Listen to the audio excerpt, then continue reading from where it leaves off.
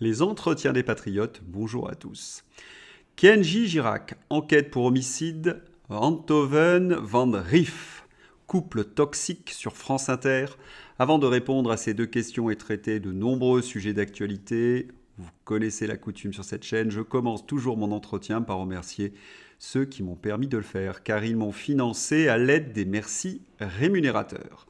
Et aujourd'hui sont à l'honneur des fidèles parmi les fidèles, Cathy, Marie-Valentin, Patrick Spillman, Pierre Bourdin, Luc Tobiana, Sophie Bray, Philippe Bohen et Samuel Ruff.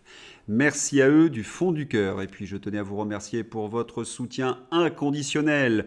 Vous savez que le Shadowban est en train de me frapper et vous volez à mon secours à l'aide des petits pouces levés, les gentils messages et la diffusion sur d'autres réseaux sociaux. Hier, j'ai subi une attaque de troll et sur un sujet auquel je ne m'attendais pas. Oui, De Funès dans Rabbi Jacob. Et donc j'ai été copieusement insulté par des trolls qui ont affirmé que c'était un extrait de l'aile ou la cuisse et non pas de Rabbi Jacob. Mais personnellement, j'ai trouvé cela très amusant car ils utilisent une technique dite de la zizanie, technique éculée du troll.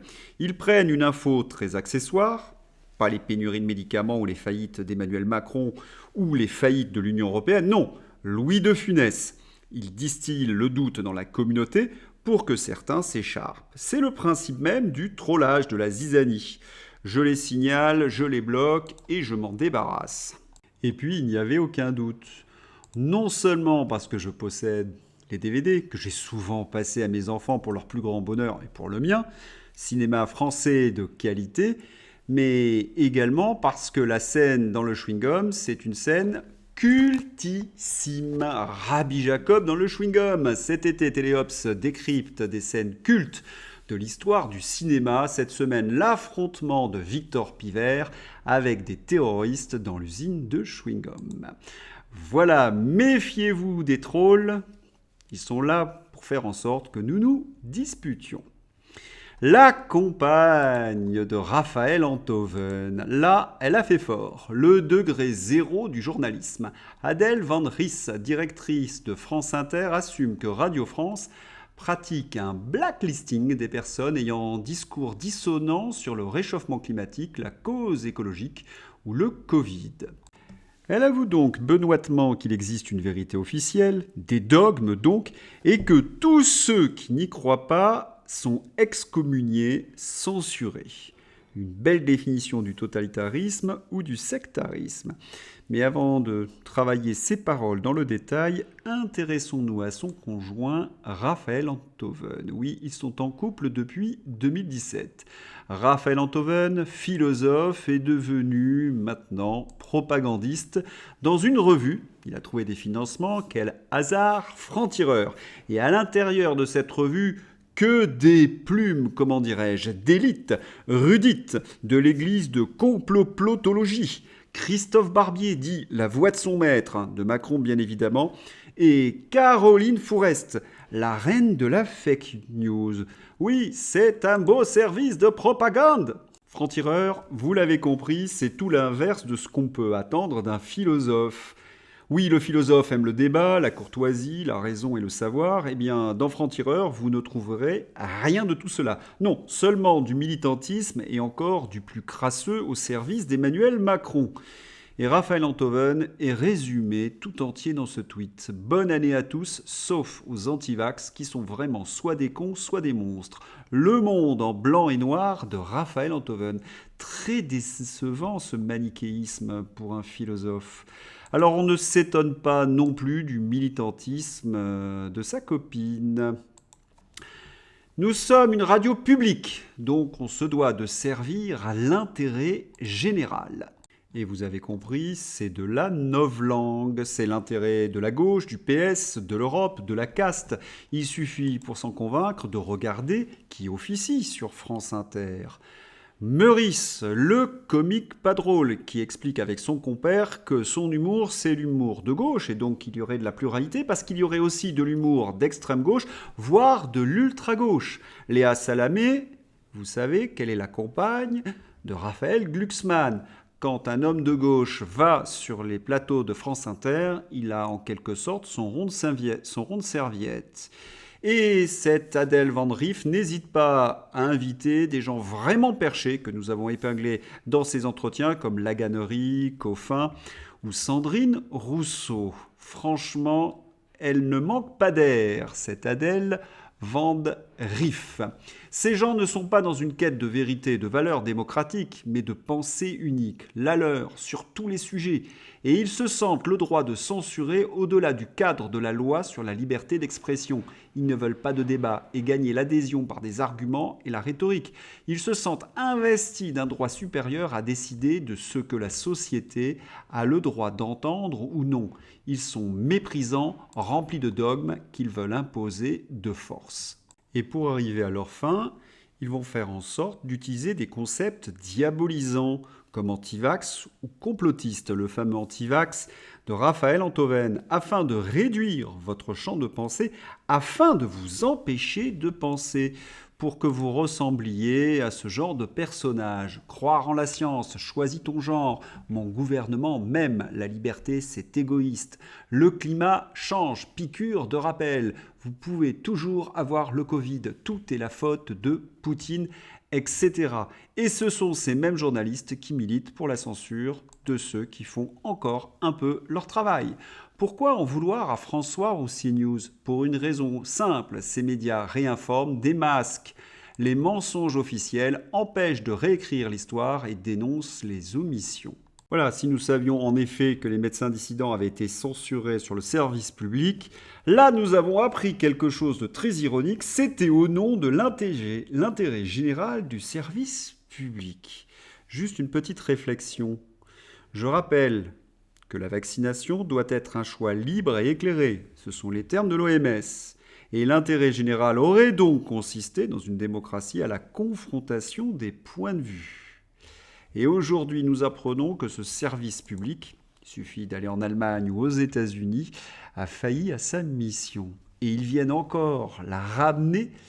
Ils n'ont honte de rien.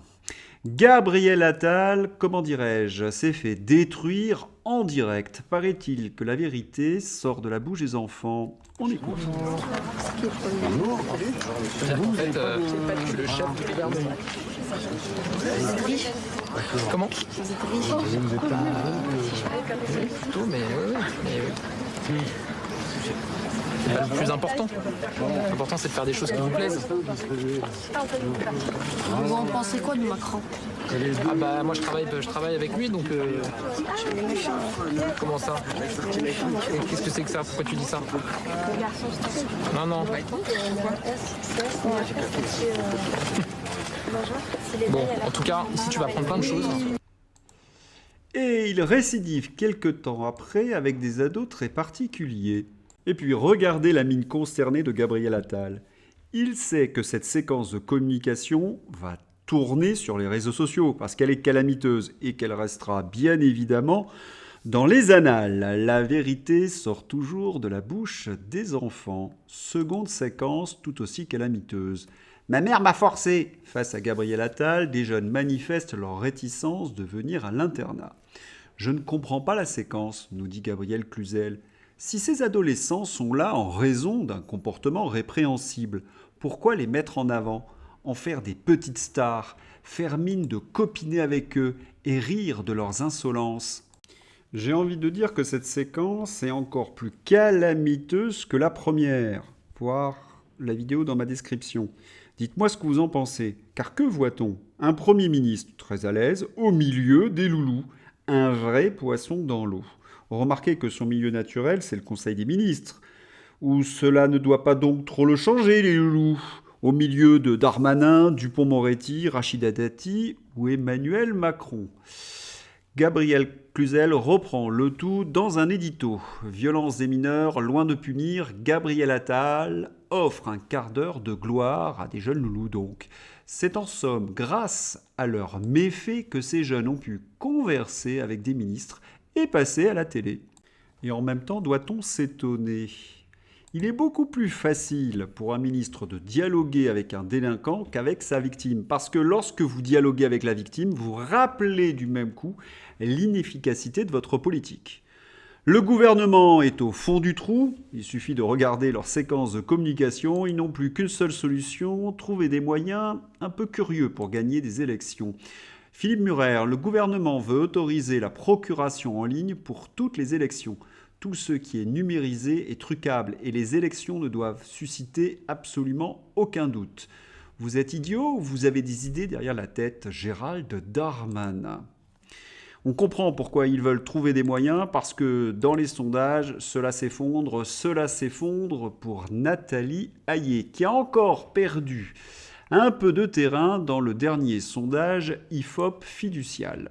Il faut savoir que la marge d'erreur est de 2%. Dans certains sondages, Valérie Hayet est beaucoup plus proche de 15%.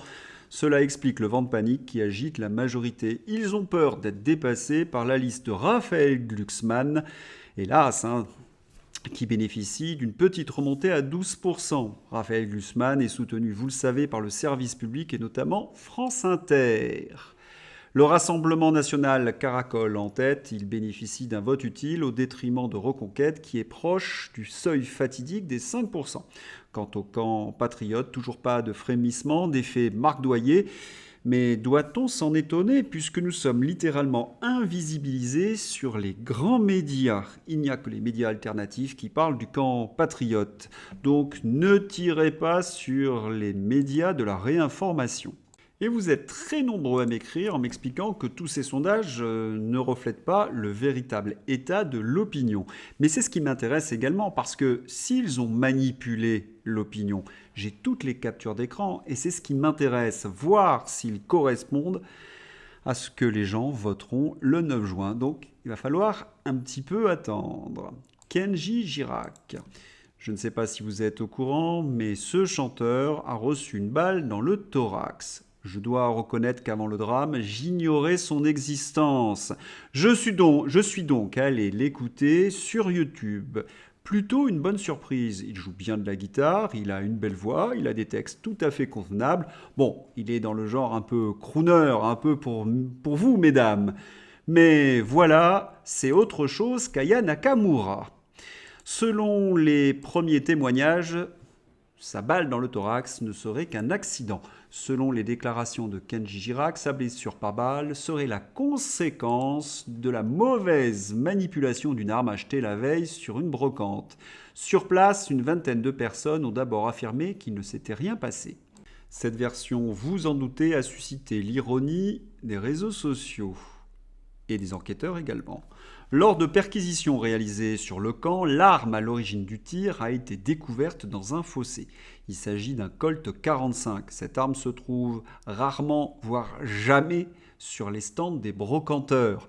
La version présentée lors des premières déclarations spontanées est à prendre avec des pincettes, nous fait remarquer une source bien informée. Un peu d'ironie de Laurent Berton. Enquête ouverte pour tentative d'homicide volontaire. Contre toute attente, la thèse de l'accident de brocante n'a pas convaincu le parquet. Voilà, on fait le bilan de cette affaire. Le chanteur Kenji Girac a été très grièvement blessé par balle lundi dans les Landes, dans un camp de gens du voyage, et hospitalisé à Bordeaux où son pronostic vital n'est plus engagé après l'avoir été un temps. De nombreuses zones d'ombre entourent ce drame. Une enquête ouverte pour tentative d'homicide volontaire. Laurent Berton nous l'avait annoncé. Le procureur de Mont-de-Marsan a annoncé ce lundi soir qu'il avait saisi la brigade des recherches de Parentis-en-Born et la section de recherche de Pau d'une enquête ouverte sous la qualification de tentative d'homicide volontaire.